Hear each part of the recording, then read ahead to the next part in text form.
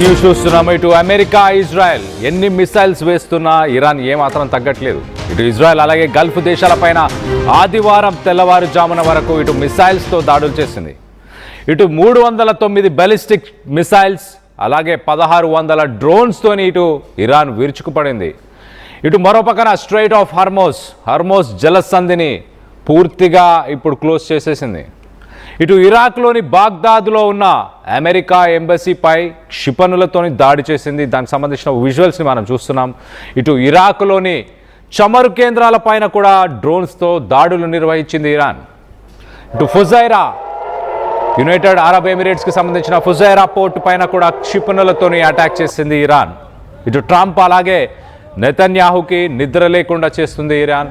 ఇంకో 5 ఏళ్ళైనా సరే యుద్ధం ఆగదంటూ తెగేసి చెబుతుంది ఇరాన్.